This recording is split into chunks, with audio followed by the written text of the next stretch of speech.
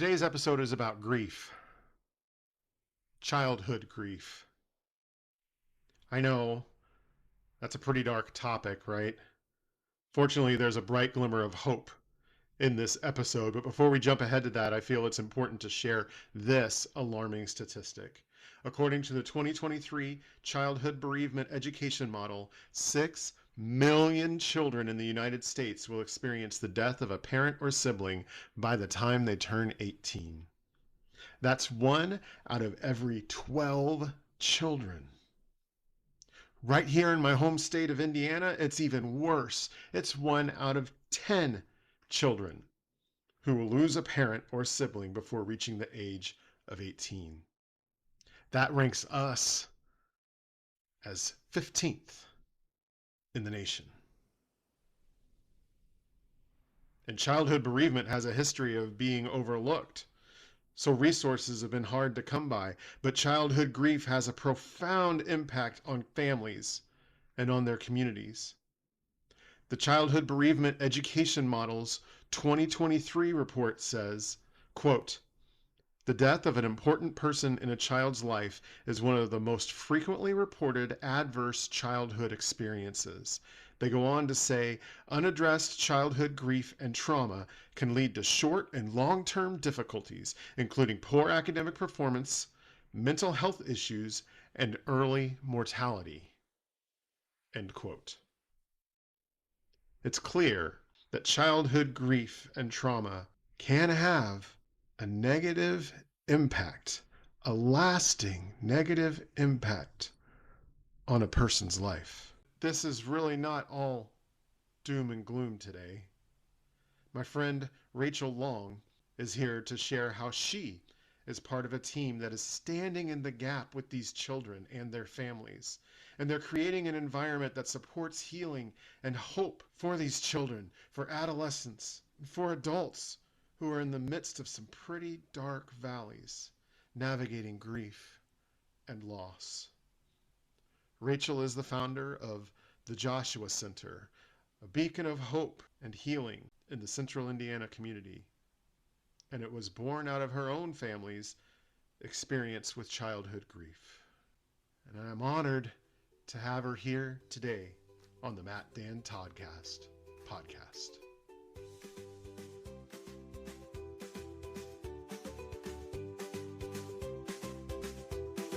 Welcome to the Matt Dan Toddcast podcast. I'm your host, Matt, the guy with 3 first names and a face made for podcasting. But you can call me Matt Dan Todd for short.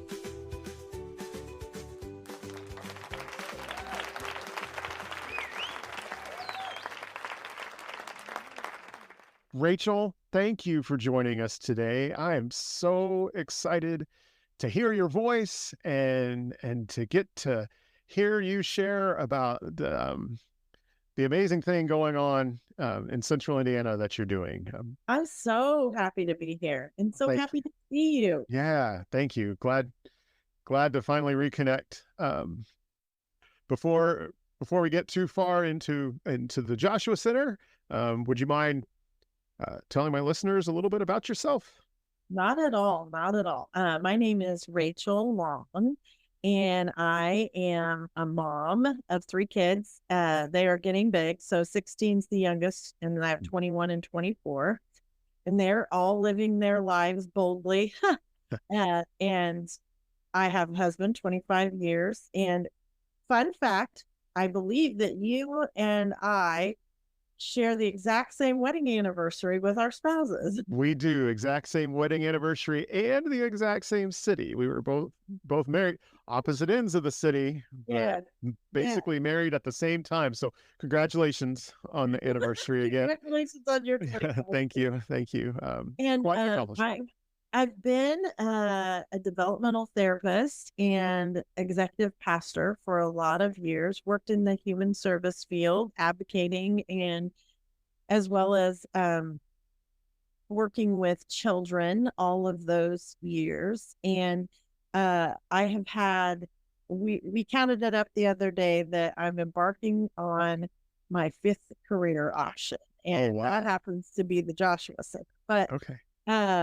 I will say that one of my passions in life is seeing children get hope and healing Hmm. through work with developmental therapy when I work through First Steps, or working through the church to see them get hope and healing. And then definitely through the Joshua Center.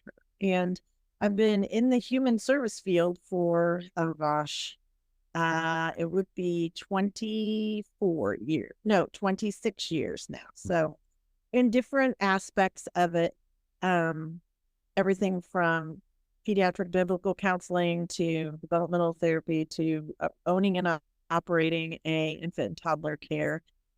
Those children are at the crux of everything I do, and that I get to do really well. So if there's things that I try that don't always pan out, but when it comes to the work that I know that is mine to do in the world, it has to do with children. And I can tell you that we've seen that firsthand, and Well, appreciate that it's been pretty great to see that. You also recently received your master's degree, Yeah. correct? So you are, what is it, Master Pastor Rachel or Pastor Master Rachel? What do we call you here? We'll Oh, just my call you goodness. Rachel. But Yes, that's yes. good. So I'm really excited to hear about the Joshua Center and just the vision you have for it, and the way Yeah. that you're impacting the community. So would you mind go ahead and sharing about the Joshua Center? Oh, yeah. So the Joshua Center was born out of something significantly impactful to our family. And it isn't a positive thing. In 2005, I lost my kid brother to undiagnosed bipolar disorder that he was self-medicating through. So Mm. he had been out of the hospital for 2 weeks, and with the medicine that he had in his body from the hospital, and then he died of the two doctors that were then helping him work with his bipolar disorder. He was prescribed drugs that interacted, and Mm. so ultimately he died of combined toxicity. And all of this was around trying to treat a mental health disorder that he had. So at that time, my children were 2 and 5, Mhm. and I hadn't had my third child. So it was really devastating for our family and very difficult for my children to understand, because he had been such a part of their lives. He had lived with us for a couple of years or 3 years when the youngest or the oldest was born, and then had moved out, but visited twice, 3 times a week and on weekends. And so they didn't understand, Mhm. and they were confused. And my husband and I both knew, like, we're going to be the ones that help them walk through this. And I was devastated at the loss of my kid brother. We were both adopted at birth. We were very close. We loved each other very, very dearly. We could count on one hand the number of times that we had the traditional brother sister spats. It just Mhm. it wasn't part of who we were. And we always joked that God knew that his midlife was 13 years old, so we weren't going to waste any time with Mhm. fighting. Yeah. So Yeah. I went to just a psychotherapist, looked up one that was in our insurance, and started to talk to her about grief. And she was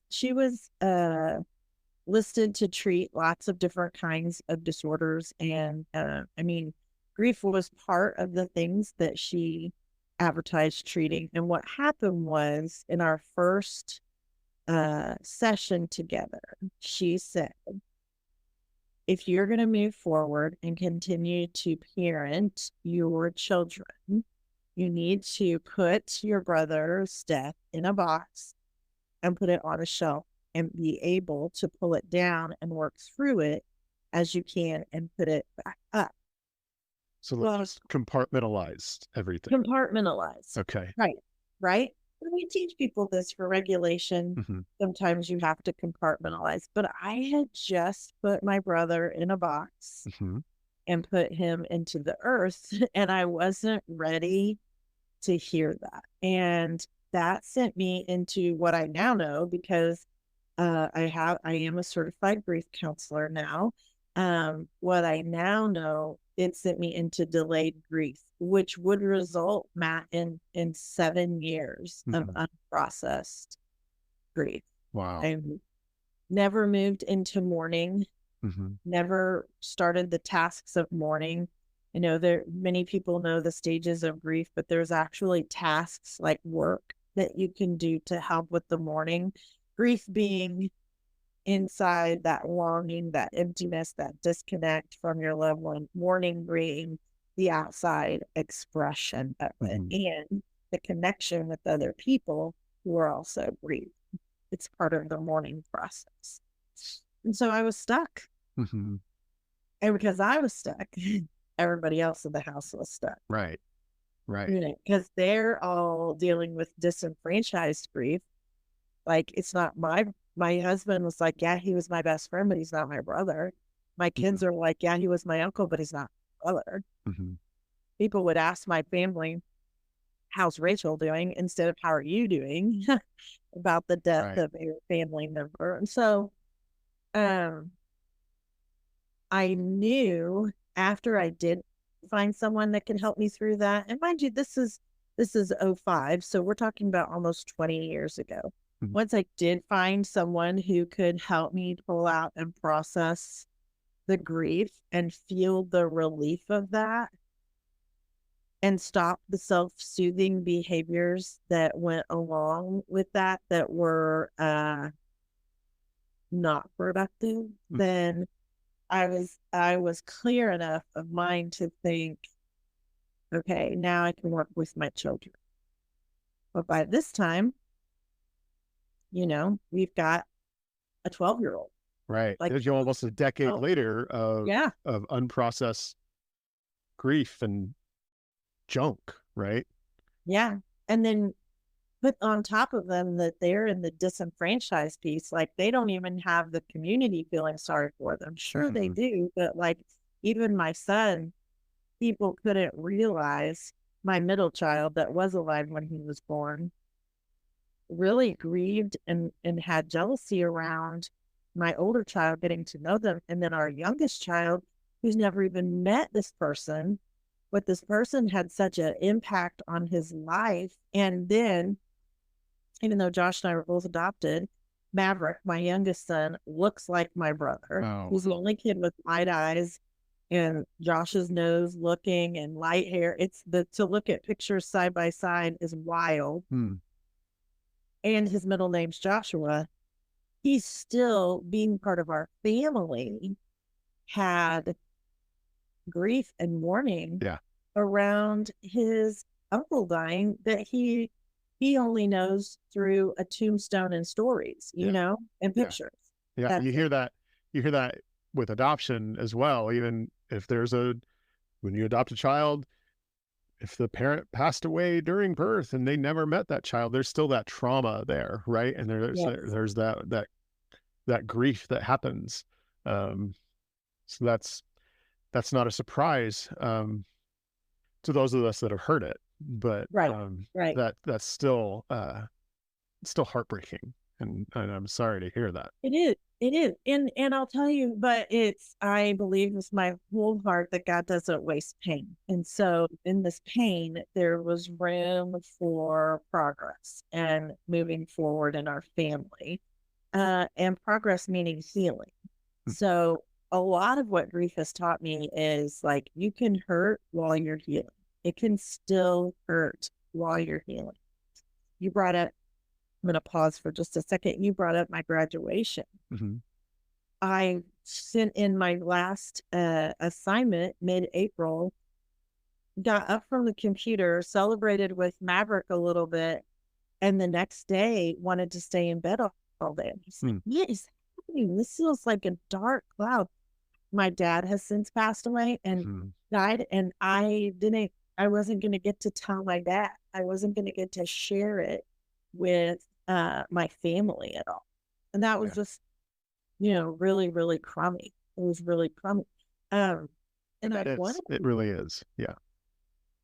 and so I think it's interesting for children, especially, how grief impacts their lives. Like, I lost someone, but I was 29 at the Mhm. time. So, yeah, it was really, really painful. And my children grieve differently. And it's kind of a phenomenon to watch children grieve and try to grasp their hope and healing. So, here's a great example. Grace, being 5 then, was really angry in Mhm. her grief. And when we would try to help her mourn later on, she still had some of that residual anger. But with children, it's because every cognitive leap or milestone, depending on how you're talking about it, they re-grieve. Mm. And I didn't know that. Mhm. I didn't know. And I learned that. I mean, of course, I learned that through becoming a grief counselor, that the reason that you may have a child who's adopted who out of nowhere is acting out is it could very well, it helped me get a good lens on my own life too as an adopted child, Right. to Right. think, oh, that, because I would wonder, why am I doing this? Mhm. Like, why am I doing this? This behavior is not congruent to like the rest of my behavior. Oh, you were acting that way because you were re-grieving your mother and father not being part of your life, biological mother and father not being part of your life. And and I had very present and attentive adopted parents. Right. So those are my parents, and they were good to me. So I wouldn't discount the power of adoptive grief, but then I started to learn, have a really great story of a 7-year-old that came in because her dad had died with complications due to alcoholism. Mm. And I always ask the kids, can you tell me why you're here when you first get started? And, well, why do you think? And she was like, we're here to talk about the divorce. And I said, what? And she's like, yeah, my dad died, but it was after the divorce, and the divorce hurt first, Mm. meaning like she was grieving her parents' marriage before Mhm. she was grieving her dad. And she's worked through the tasks of mourning with me on her dad, and we're still in the divorce. Mm. Like, that Mhm. one was a gut punch for her. And of course, that brings a lot of familial guilt and feelings into the counseling room that are hard to sift through to get to allowing her to grieve and mourn her parents' marriage Mhm. and to uh, move into her like next task, and even to embark. We call it an enduring connection. So finding what it was that you were taught during that time, or you have, that connects you to your person that you loved. We use Warden's tasks of mourning to walk through, and we're working on building a curriculum in conjunction with Indiana Wesleyan. So that's exciting. But back to the center. So in June of uh, June 2nd of 2022, I had a friend that said, hey, listen, you have a lot of good ideas, a lot of good ideas. Even you, son, when he owns a business. But here's what I want to tell you. This is a really good idea. Like, this is one of the top ideas to create a center for grieving children and adolescents Mhm. that helps them find hope and healing. If you can do it, and you can get 2 clients by June 2nd, I will open up part of my business and give you all your overhead. Well, Wow. for sure, you got 2 clients. Yeah. So, JP the Geek out of Greenwood, Indiana, set that up for us. And to this day, we've been able to offer discounted rates for some people who are unable to pay. We are private pay. We're not insurance based, but that gives us a ton of freedom. And so we are a nonprofit. And watching the numbers just grow and grow and grow. We're over 70 people who've been served. We are not a psychotherapy center, so we do refer out. So let's say I can give you one example very easily.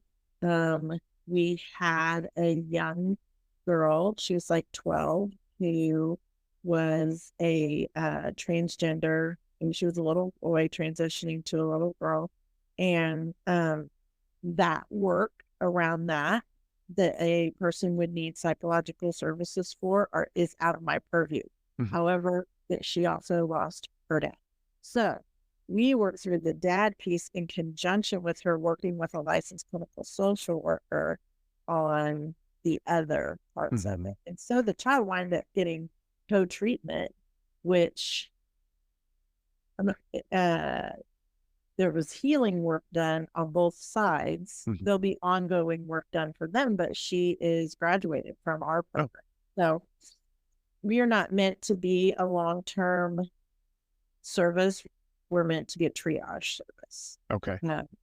So now, lots of people will say, well, you're my therapist now. And I'm like, well, actually, I am not a therapist.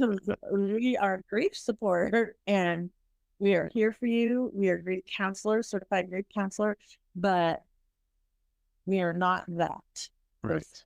So we're not a psychotherapist, and definitely not a doctor of psychology. And I think that we take a lift off of some of, it's very difficult to get children in anywhere.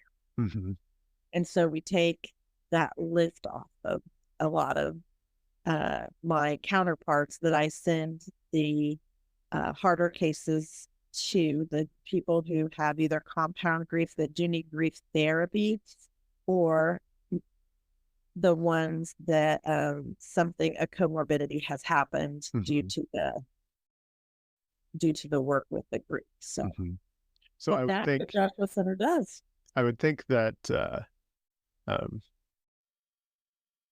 you're never gonna not be needed, right? Because that's unfortunate, but that's great that you are able to stand in the gap here and provide this important resource to the community. Because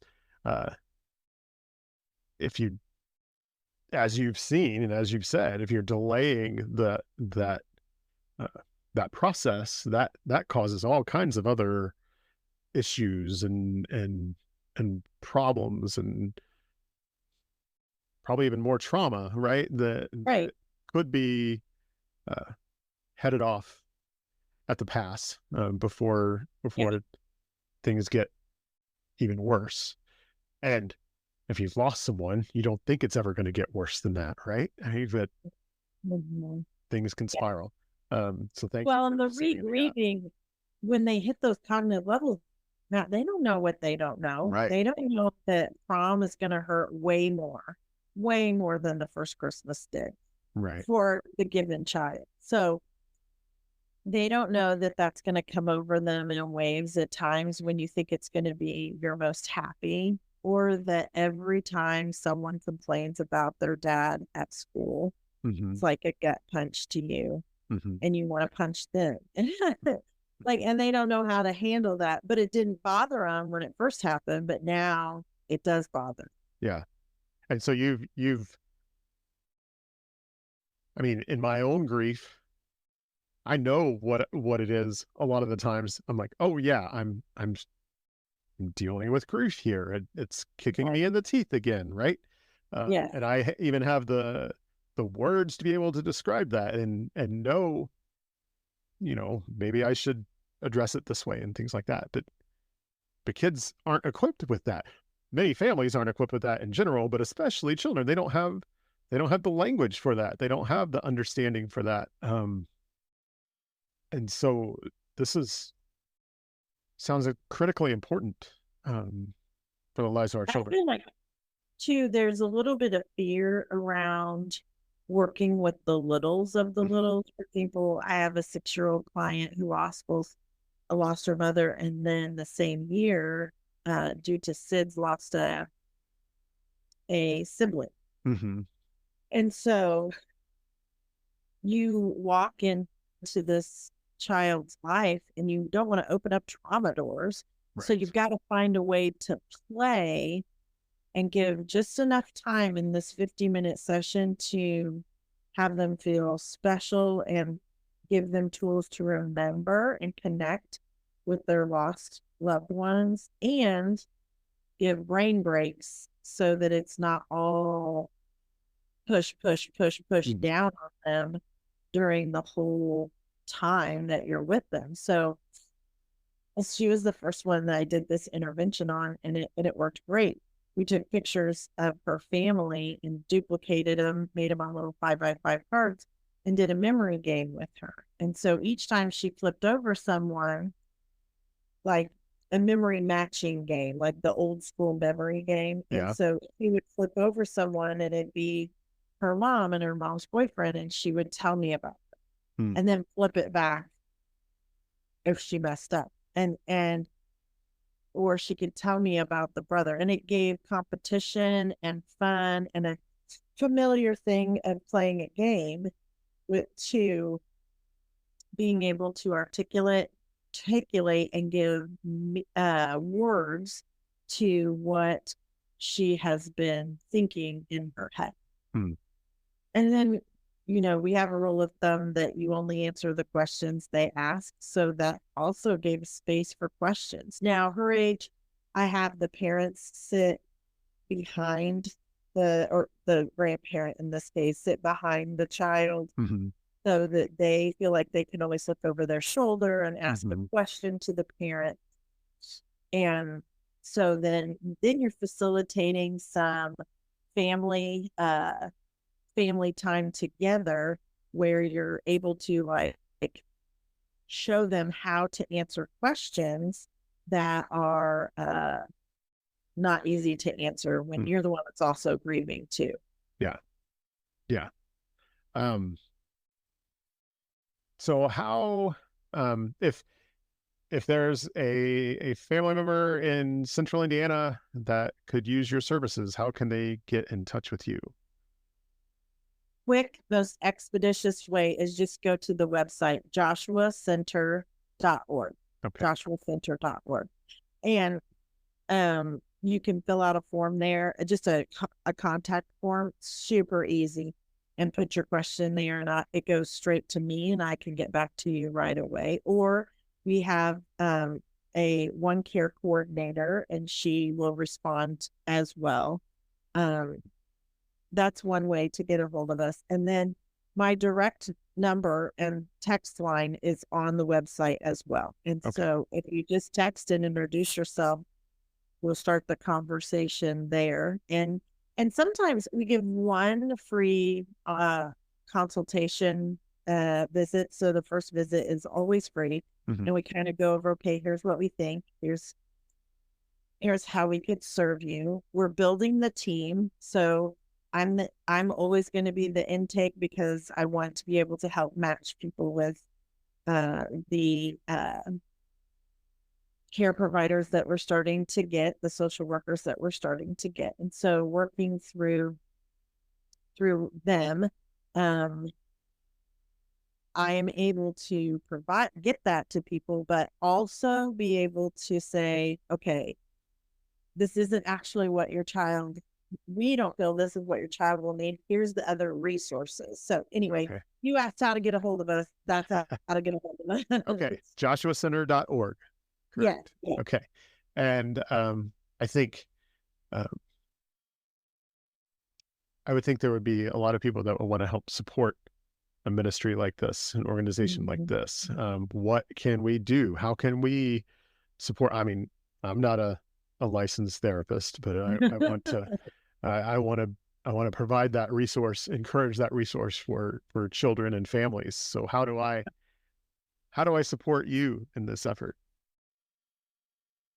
There's several different ways, and those are also on joshuacenter.org. You can give, and then in that give, designate it as a scholarship for, and those monies are only used for scholarships. They're not used for any kind of payment. Right now, we don't have any overhead, and I have yet to take a paycheck for Joshua Center. So we have a peer mentor. He's phenomenal. And then a care coordinator. So it's not used for any of that. It's used strictly for direct care. Those, or there are inside the website, you can also find a Amazon link for donations for, we do a lot of art projects within, they're called pain projects. I know that sounds terrible, but that's what it is. And as we're working through the tasks of mourning, we use that.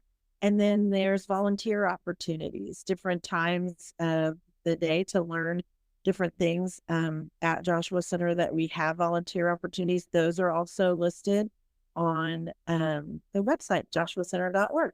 Great. Great. Well, thank you for doing this, first of all, for allowing God to not waste your pain, right? That there's something beautiful coming out of these ashes, and so thank you for being a part of that, because not everyone is willing to stand up and say, I want to be there for, especially for the littles, but for the families that are encountering something similar. So thank you for that. And I really appreciate you coming in today, stopping by today, and sharing about the Joshua Center. And I know there's going to be some great things that happen through it. Sounds like there already have been some great things. Yeah. So but I do believe the best is yet to come. And I appreciate you saying thank you. It's a hard work, but it's a good work. And I didn't mention that we are a faith-based 501c3. So everything donated is tax deductible too. So okay. Great. So joshuacenter.org, check it out, and we refer people if they need it. But also see how you can support them as well. Thanks again, Rachel. Thank you.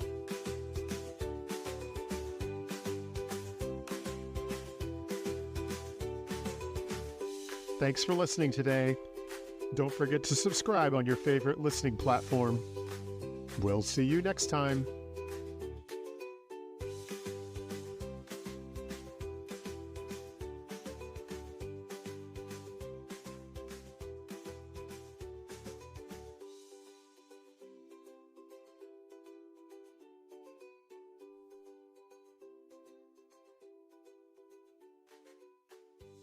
The Matt Dan Toddcast podcast is brought to you by me, Matt. Theme song by Paul Uden.